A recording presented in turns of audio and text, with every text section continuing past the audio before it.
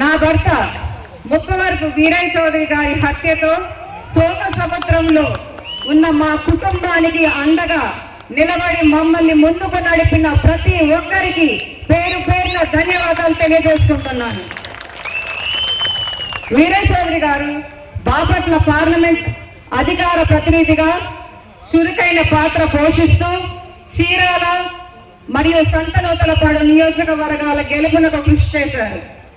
నియోజకవర్గాల అభివృద్ధి కోసం పనిచేస్తున్న ముప్పవరపు వీరయ్య చౌదరి గారిని కొందరు అత్యంత పాశవికంగా హత్య గావించారు.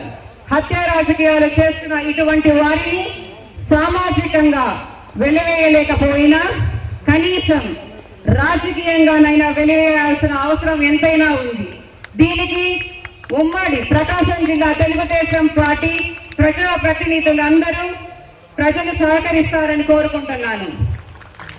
నన్ను ప్రకాశం జిల్లా గ్రంథాలయ సంస్థ చైర్మన్ గా నియమించడానికి సహకరించిన ప్రజానిధులందరికీ మరియు మా సంతనూతలపాడు ఎమ్మెల్యే బిఎన్ విజయ్ కుమార్ గారికి ప్రత్యేక ధన్యవాదాలు తెలియజేసుకుంటున్నాను.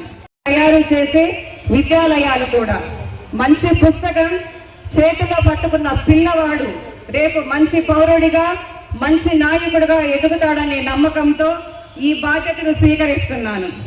పుస్తక పఠనం మన రోజువారీ జీవితంలో ఒక ముఖ్య భాగంగా కావాలనే దిశలో గ్రంథాలయ సిబ్బందితో కలిసి గ్రంథాలయాల అభివృద్ధికి, మౌలిక వసతుల కల్పనలకు, నూతన భవన నిర్మాణానికి పాఠకుల ప్రయోజనమే లక్ష్యంగా మా ప్రయాణం సాగుతుందని తెలియజేసుకుంటూ, ఇది ఒకరిది కాదు, మన అందరిది.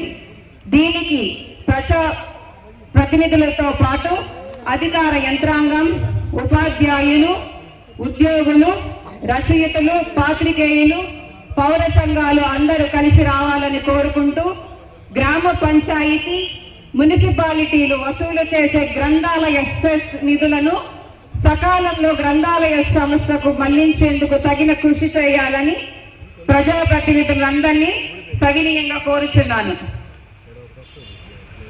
ఒంగోలు పార్లమెంట్ అభివృద్ధి కోసం పేద, బడుగు, బలహీన వర్గాల పక్షాన పోరాడే మంచి మనసు కలిగిన సుదీర్ఘ రాజకీయ నాయకులు ఈ ప్రాంత రైతాంగ సమస్యలపై పార్లమెంట్ లో తన గొంతు వినిపించి మాగుంట శ్రీనివాసరెడ్డి గారు ప్రకాశం జిల్లా గ్రంథాలయ అభివృద్ధికి తమ ఎంపీ లాట్స్ నుంచి నిధులు మంజూరు చేసి గ్రంథాలయ అభివృద్ధికి సహకరించాలని కోరుకుంటూ, ఇంతటి బాధ్యతను నాకు ఇచ్చి నన్ను ఈ స్థాయిలో నిలిపిన ముఖ్యమంత్రి వర్యులు నారా చంద్రబాబు నాయుడు గారికి, అలాగే యువ నాయకులు లోకేష్ బాబు గారికి, సహకరించిన ప్రజాప్రతినిధులందరికీ, వీరయ్య చౌదరి అభిమానులకు, పార్టీ నాయకులకు, కార్యకర్తలకు, ఇక్కడికి విచ్చేసిన ప్రతి ఒక్కరికి మరొకసారి ధన్యవాదాలు తెలియజేసుకుంటూ సెలవు తీసుకున్నాను.